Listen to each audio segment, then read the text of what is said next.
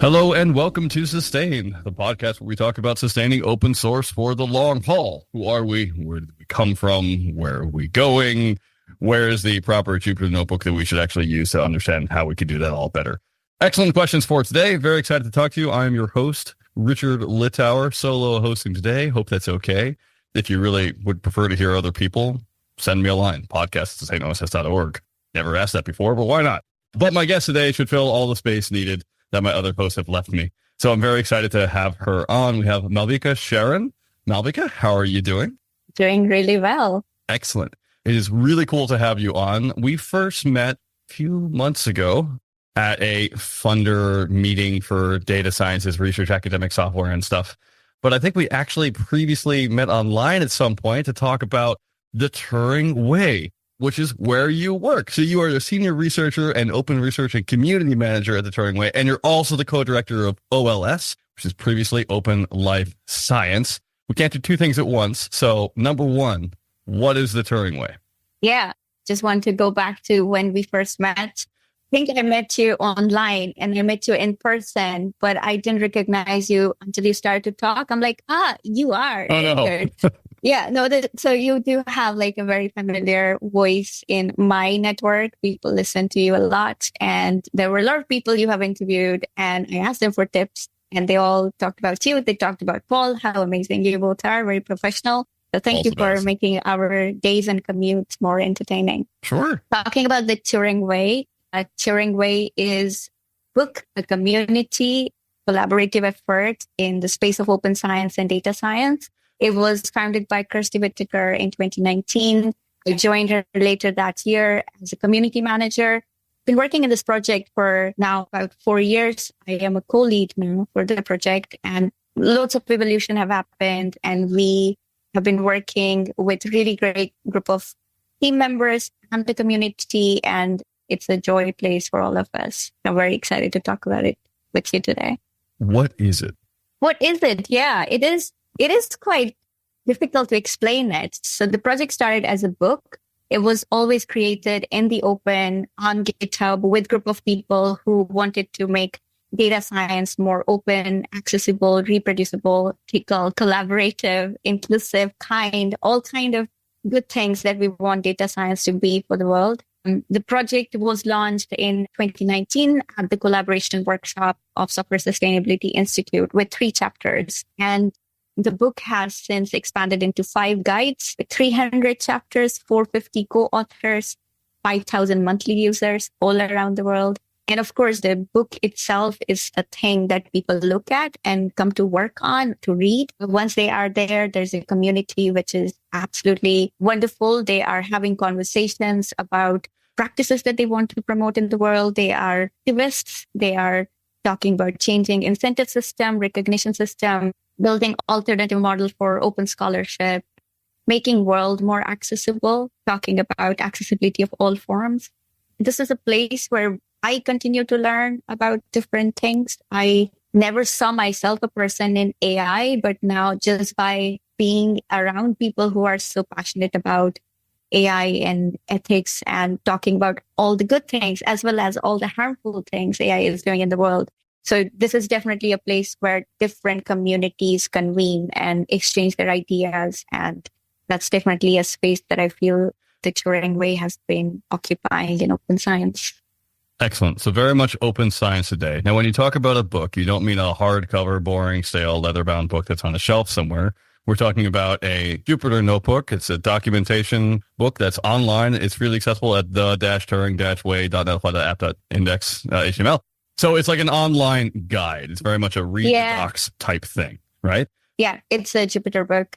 It's a 21st century book. It's supposed to be 21st century book. We had hoped that people would be using Jupyter notebook features a lot in there. It's a small microcosm of Wikipedia per se, where people have curated practices that we should all talk about and learn about and promote about.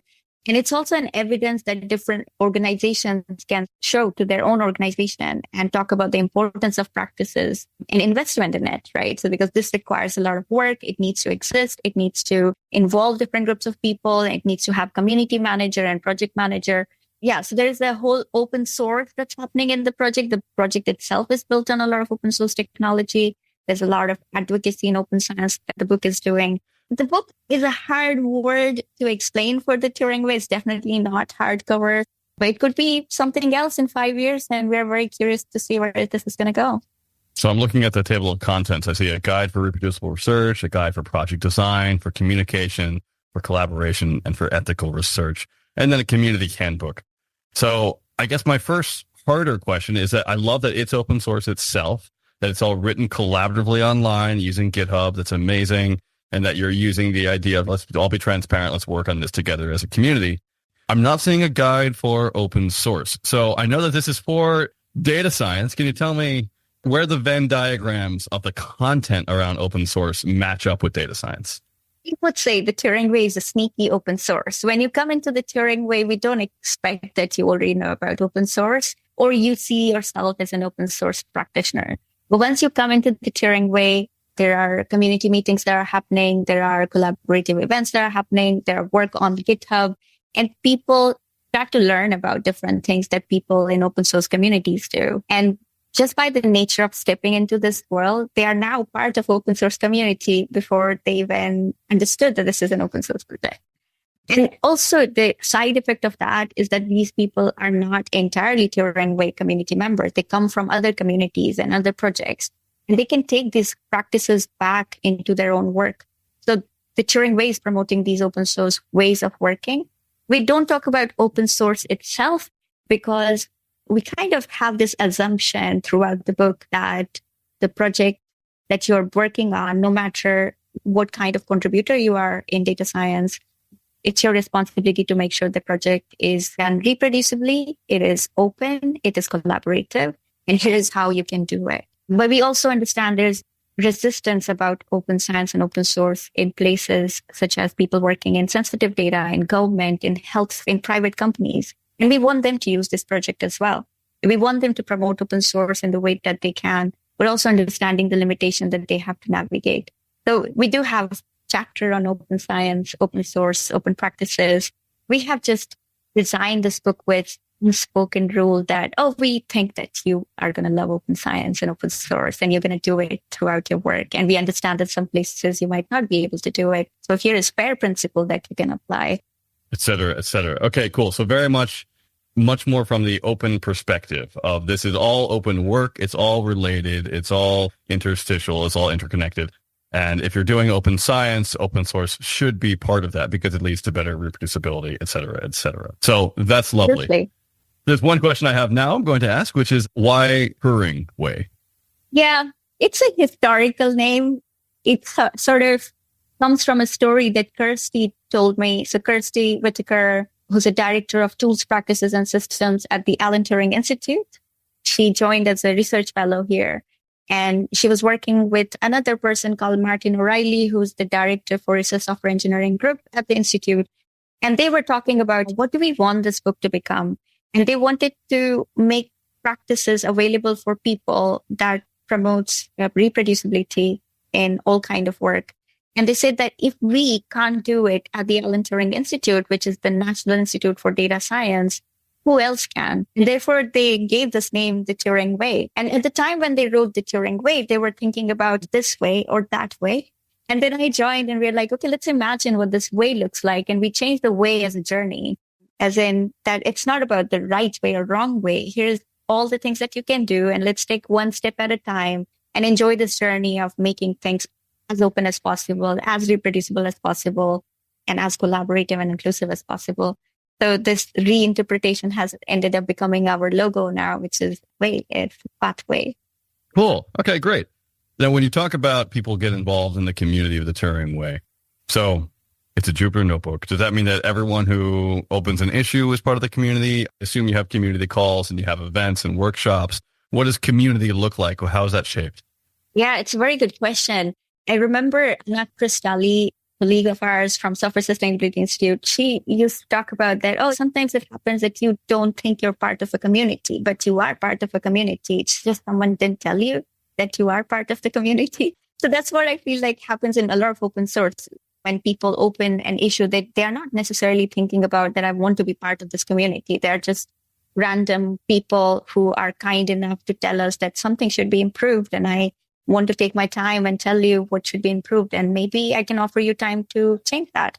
And if we are welcoming enough, we are accessible enough, we are available enough to work with them, they want to work with us longer. And before they know it, maybe they just enjoyed this experience so much that they want to stay with us and do more things and bring their new ideas that wasn't initially part of the project. So often that's the case. And I wouldn't say that everybody who opens the GitHub issue becomes our community member, but I would like to think that everybody who's collaborating within the project is our community member. But also it's a self-identity thing. Do people recognize themselves as part of the community? We do have lots of community events, including bi-weekly collaboration cafe, where people who are doing different pieces of work within the Turing Way can come and work with each other. If they are new to the community, they can come and get onboarded in the project. We also have Book Dash, which is like a hackathon, a week-long event happening over different time zones.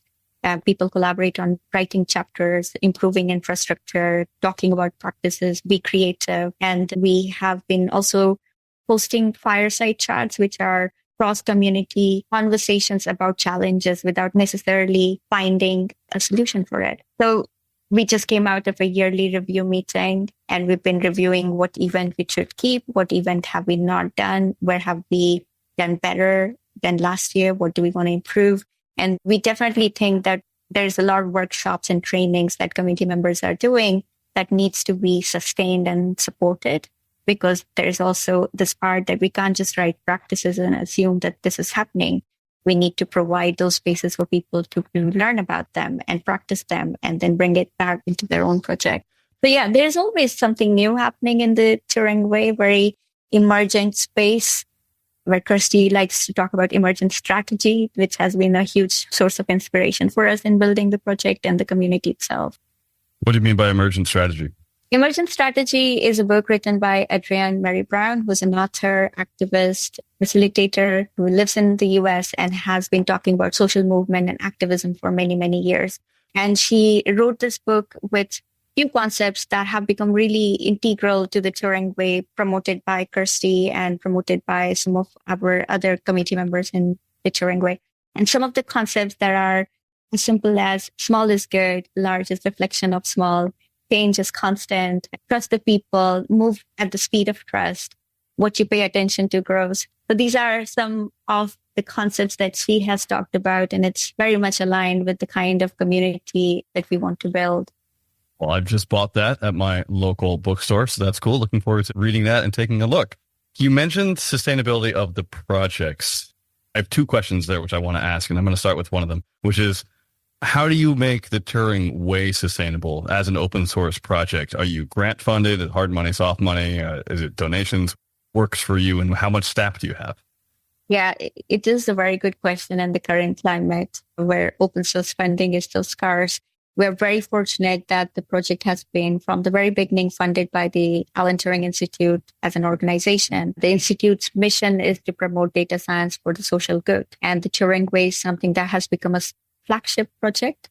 And my position has been funded from the very beginning from the Turing Institute. And we brought in another community manager now. We have a project manager, and these positions are fully funded by the Turing Institute. We also have part money coming from the Bridge AI, which is the Innovate UK program, which is about promoting AI skills in sectors where AI has not yet been fully adopted, but has high potential for growth. For example, in creative media or agriculture, food processing, transportation, manufacturing, and so on. We are currently having conversation about how do we support our community members? How do we bring in money that is flexible enough to be provided to the community? Currently, we do have budget that goes into Book Dash event where we can provide accessibility grant to our community members. Because we are a charity organization, we can't offer honoraria, which is quite possible in smaller nonprofit organizations. But we have other way to recognize our community members, at the same time not minimizing the fact that there is the financial benefit that our community members can have if we have open source funding in different ways.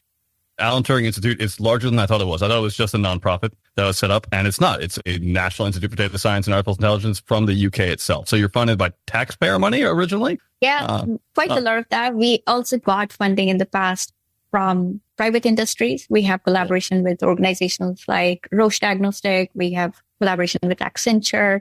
We also have funding from universities. So we have a huge university network.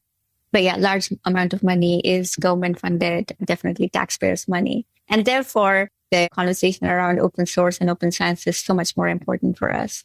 It's also easier. Like, are there any times where like we want to take the Alan Turing way one way, but then other people don't want that? It's like, no, you're just here to make data science easier for everyone, right? You don't have to worry so much about political movements. Totally. It does make sense for us to talk about the Turing Way as a public good, as things that is for the people, by the people, and be very honest about that space. That's why I was saying it's a joy place, because who else gets to do that without worrying about writing grants after grants? I'm imagining a hypothetical history now where Abraham Lincoln was also Alan Turing, and it's quite interesting. But anyway, moving on, you talked about the projects themselves being sustainable, that are using this project, that are using the documentation that you've written, that are joining the calls and learning more about how to do data science better. What is your process for learning and taking in feedback about projects that use the Turing Way to show that it makes them more sustainable?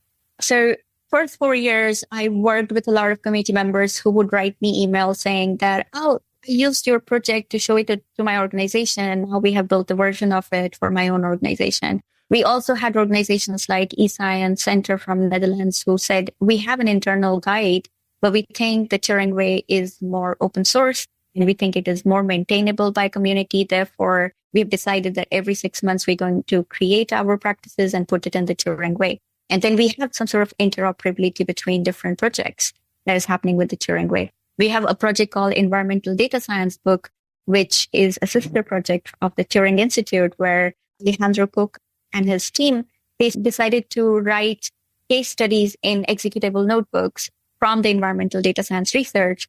And they said, we're not going to write about practices because Turing Way is already doing it. What we will do is link it out to the Turing Way without worrying about writing about practices, so we can completely focus on case studies. So there are many, many examples like this. And a lot of these anecdotes were in my email because someone wrote it to me, and it's really joyful for me. But I can't talk about this in an impact report. And I got often asked about what is the impact of the Turing Way. I'm like, oh, but people are using it and people are citing it.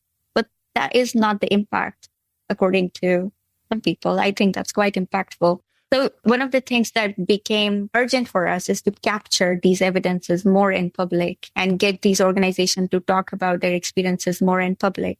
This year, I launched Practitioners Hub, which is the Turing Way project, to work with organizations directly who are using the Turing Way and spend 6 months with us and tell us what is the state of open science in their communities? How are people using open source?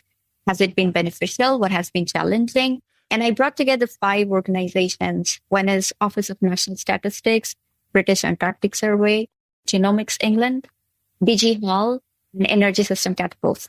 These are 5 absolutely different sectors. And we had one expert from each of these organizations who was working with us over the 6 months. And towards the end, we all realized that we were facing the same kind of challenges, maybe from different angles, but we all have the culture problem. We have skill adoption problem. We have buy-in problem. We don't know how to consistently capture the impact. How do we tell our story in a way that people don't find open source intimidating? And there's also resistance from private organizations in terms of risk. How much appetite do they have for risk that they think is associated with open source? And these were very interesting conversations. We have released a set of case studies just last week, and these case studies talk about these practices. So now we've been able to tell those stories in the public and learn from them. And they all have shared with us how they have used the Turing Way and what is the importance of Turing Way for their organization. And we want to scale this effort by working with more organizations. And in fact, with organizations that haven't yet adopted the Turing Way, and bring it into their space and support some of the practices that they are trying to move forward. Now, what do you mean by adopted the Turing Way? Because as far as I can tell, it's a resource that you go read. Like, what does adopting mean?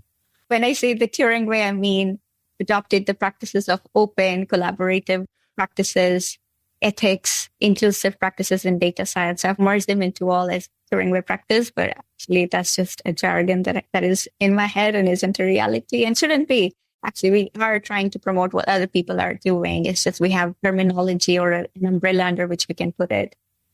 Got it. Okay, that makes sense. While I'm on that topic, you do have 300 chapters, but the chapters were also somewhat more like pages, right? They're individual items where you can sort of read a few subsections. Now, the Turing Way is very broad, but it's not always deep in the sense that, like, sometimes you can go a whole lot further down the rabbit hole of how do you do open science better, especially for each individual project. You must have had critics point this out to you before. What is your response to them when you hear that? Yeah, it is a question that we get asked by a lot of people who are using the Turing Way. And let me give you the example of Energy Systems Catapult, where I was working with Stephen Hayden, where he has been working with energy sectors to support startups to promote open source, open practices, and bring open source and government work in the energy sector. And he did ask me this in the beginning, how do we customize this for energy sector? Because energy sector may look at these practices and think that I don't relate with any of these and these don't matter to me. Whereas, of course, people who are working in the open source aspect within energy system do know that this is important. There are quite a lot of projects which are related to open data and open maps, which are trying to map some of the energy consumption across the UK, for example. And we did talk about it would be great if we work with organizations to build sector-specific case studies or user story that goes alongside the Turing Way. Because there's a reason why we have not gone deep into one domain or other, because there is a danger of leaving out some domains that needs these practices more than the other. So we are really constantly thinking about how do we generalize some of the practices and how do we support domain experts in contextualizing these practices in their work. This is a work that I want to really take forward in 2024, 2025. However, of course, the example that I gave about environmental data science book is a good model that we can try to build in different research or different sectors too, where different leaders come together, write contextualized case studies and examples that their community should adopt. I like that. How do you work with partners that do similar work? For instance, I know that RISA has guides that are available. Sustain has guides that are available on certain topics. Do you just make a new chapter in the Turing Way and say it's ours now? What do you do? The Turing Way isn't supposed to reinvent the wheel. If there is something out there, the Turing Way is a place to amplify them. So we are not going to write what RISA has written, what Sustain has written, but it's a possible place where people are looking for information and they're always constantly talking about software sustainability or sustainability in general. So how can we make sure that people do come to the Turing Way, but they also go out finding these new resources or resources that pre-exist the Turing Way, but hasn't received as much readership as the Turing Way does. So this is definitely a place where we can think about writing maybe a small chapter. What does Sustain podcast do? How do they build podcast? How can you make your own podcast? Who you can talk to learn about these practices? And there you go. Oh, here's the link of Richard Littauer that you can talk to. So I feel like the Turing Way has a non-competing interest. It's very much like, how can we exist in solidarity with our neighbors who are doing amazing job? And we have this amazing platform where we can amplify their work. Awesome. So looking through it again now, I'm struck by, I want to learn about open science. Excellent. Here's a guide for open science. But it doesn't say a lot about why bother. You're already preaching to the converted. If they're there, like they have more information on how to do it better. Lord bless them. I'm curious, what do you have as far as resources, or how do you think about convincing the unconvincible, or, working with those who just don't know what this whole thing is anyway? Yeah, we do a lot of talks and workshops. On average, we have 50 talks per year, and it's done by community members, team members. And these are the places where we actually do have that conversation. Why do we care about it? And we all have very different narrative for why each of us care about the Turing Way. I think of the Turing Way as an extension of digital commons that people should use and people should share, but they should also come and maintain and support. Whereas some people also look at the Turing Way and talk about how do we recognize different kinds of roles that exist within the Turing Way, but institutionally don't. For example, we have a group of people working on research infrastructure roles, which is recognizing different kinds of roles, such as research software engineering role, community management, research application management, data stewardship. And we've been able to really give spotlights to these kind of roles within the Turing Way. And we can go out and talk about it. This group of people have actually published a paper recently called Manifesto for Recognizing Research Infrastructure Roles. So there is a lot of activism that's happening within the Turing Way. These group of people go out and talk about it. We have another group of people who are translating and localizing the Turing Way into different languages. So Batul Almarzuk, Andrea Sanchez Tapia, and Melissa Black, also Alejandro Cuca in the past. They were working with different groups of community and translating it into Arabic, Spanish, Portuguese. And of course, it's not text-to-text translation. They're also very driven by how important it is to reflect our cultural understanding and background into the knowledge that we are sharing with the community. So why should Middle Eastern communities care about the topics of open science, where open science isn't normalized? So Batul had given a lot of talks about the work, and then she goes out and says, you can become part of this community and we can translate this together and we can promote that together. And her work had an impact in the last couple of years. There's a lot of, I would say, activism that really comes to my mind when I talk about community itself. I like that subset of languages. I'm noticing that as a UK institution, Welsh wasn't included on the list. Is there a reason for that? That's a very good point. My partner is Irish, and we see a lot of investment now in languages preservation. So it's a shortcoming that you're recognizing, which kind of shows that we have underrepresentation of Welsh-speaking people in our community. It isn't a reason. Honestly, it's very grassroots driven. So people who have time and capacity to contribute will do it. But I can imagine translation and localization is so much work. If you ask me to translate something in Hindi, I just cannot do it. And I hope one day ChatGPT becomes smart enough and multilingual enough to allow us to do that better. But yeah, call your friends and tell us and help us translate it in Welsh and Irish. So I like what you just said around people who have time and energy are able to contribute. That's like the problem at the heart of open source sustainability most of the time. What do you do to rise up or enable the careers of people who are using the Turing Way outside of just saying use it? Is there anything where they get badges or funds or recognition or citations as a result of using the Turing Way itself? Yeah. Recognition is the first one. We want to make sure that all the contributions are recognized openly and meaningfully. So we have worked very hard to make sure that people do recognize that each of their contributions are important. So we do have, for example, all contributors spot. So if people fix a bug, they immediately get recognized for fixing bug. If people are translating, they get recognized for translation. But also people who are driving forward these kind of work are given opportunity to chair working groups. So people can chair working groups on the areas of work that they are leading on and they get recognized. We have an afterward section in the book where we make sure that we list them as leaders. We also have sub-projects that are informal sub-projects. People say, oh, let's meet together and talk about open source AI. It's not a functional working group, but it's a group of people who are consistently meeting and talking about it. So we want to give them some space to be recognized for that kind of work. We also have, for example, a fireside chat where we bring these people to have conversation in the open and be recognized as experts. So there's a lot of recognition work that's going on. Talking about career itself, there have been a lot of community members that have gone on to gain jobs in the Turing Institute. And then we also have community members who we have worked with to apply for fellowships. So Drea and Melissa are both Software Sustainability Institute fellows with OLS, which is another organization that I am part of.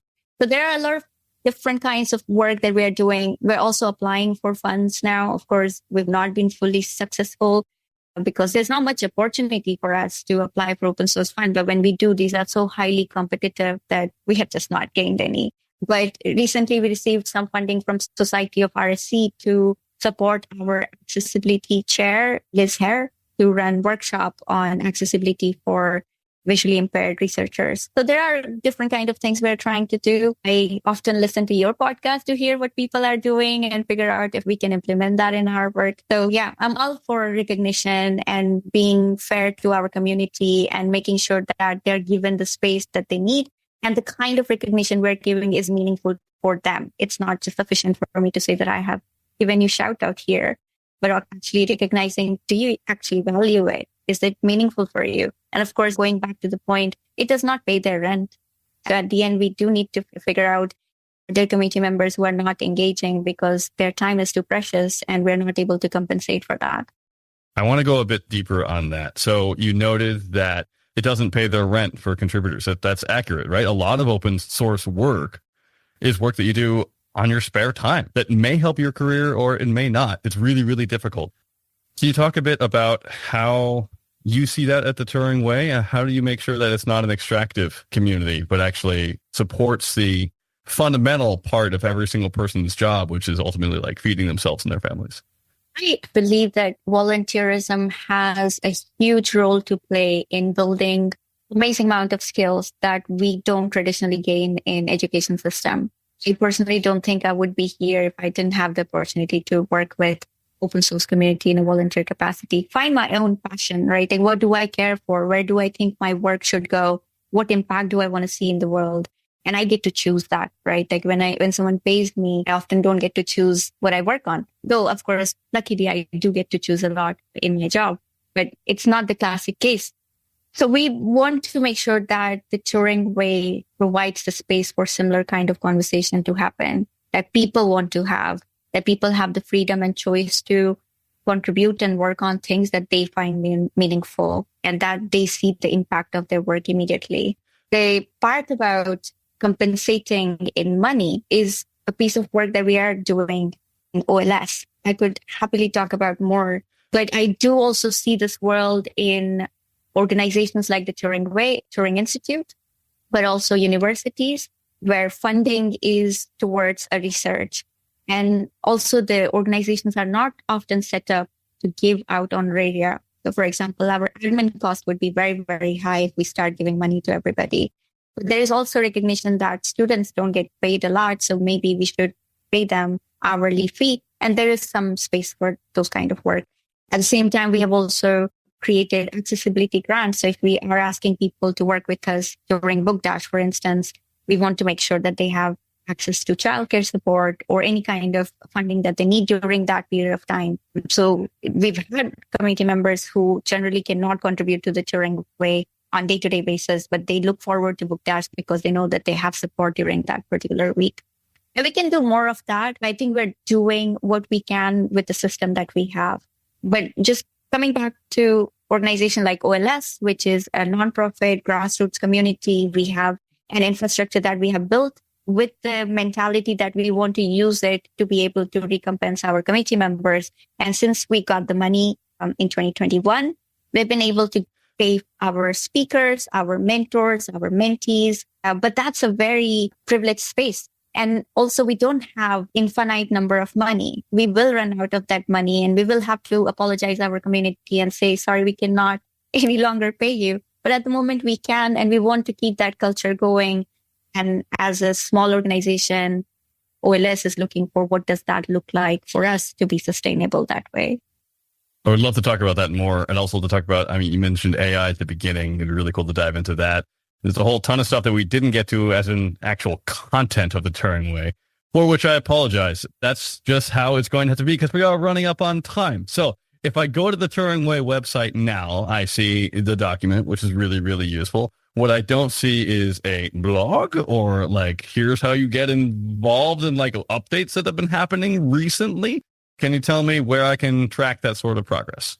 Lee Steele is our research community manager, and she would be happy that you're asking this question because she keeps asking me this question. When are we having our website? We're waiting on our website, but she has created a start page where there's a specific call out for how people can get involved. We have monthly newsletter where we share out information for what's happening and what to look forward to. We have a Slack channel where people are talking on a day-to-day basis. We also have X, Twitter, Mastodon, where we try to amplify our words, but people are experimenting with LinkedIn because that's the cool space that we all should be apparently. So we do have these social media spaces where people can find us and get involved. Slack is probably the easiest way if people feel okay with using proprietary chat system. It's just has worked really well for us. All right. Thank you so much. Where can people follow you on the web? The website, it's not up to date, but that's where I have centralized who I am, what I do, how to get in touch with me, where to follow me, and where to talk to me. In what languages? I don't think I speak a lot of language, but it just always helps people to see some representation of Hindi. Awesome. Hindi is a very small language too. There's almost no resources for it whatsoever. Super cool. Thank you so much for coming on. This was excellent. Don't leave yet.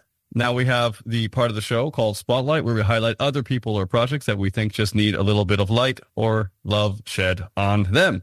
My spotlight today is going to be the Montpelier library system, but surprise, not Montpelier, Vermont, although it also has a wonderful library system. Montpelier, Ohio is also a place. And as I was driving across the country last week, I found out that Montpelier, Ohio exists.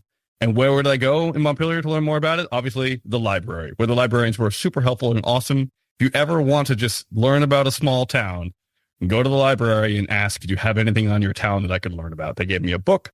It's very exciting. I'm looking forward to reading it. Montpelier was probably founded by Vermonters too, so that's just really, really cool. Local libraries are the best. Support them as much as you can. That's my spotlight today. Malvika, what's yours? My spotlight is on a person called Laura Ondari. Laura is wonderful podcaster herself, and I really wanted to shout out to her podcast called the Science in Real Life podcast that brings together different people in STEM career to talk about their realities. She features a lot of African researchers, and she wants to make sure that this podcast serves towards telling diverse stories of people in science and retain them in science. She's also steering committee for Bioinformatics Hub of Kenya initiative, which we call our daughter initiative from OLS. It came out of our first cohort, and it's run by a wonderful group of people. Please check her podcast out. It would make me and her very happy. Love that. Thank you so much. Listeners, if you enjoyed this podcast, do let us know. You can email us at podcast@sustainoss.org. That'll go to all the hosts. Ask any questions, send any death threats. Have a good time. Don't send death threats. If you want to talk to me and suggest other podcasts or whatever, Richard@sustainoss.org also works. Rate this episode on Apple and Spotify with 5 stars or whatever the rating system is on the particular platform that you're listening to it. If you want it on another platform, let me know. Please follow us on Mastodon and on Blue Sky and on LinkedIn.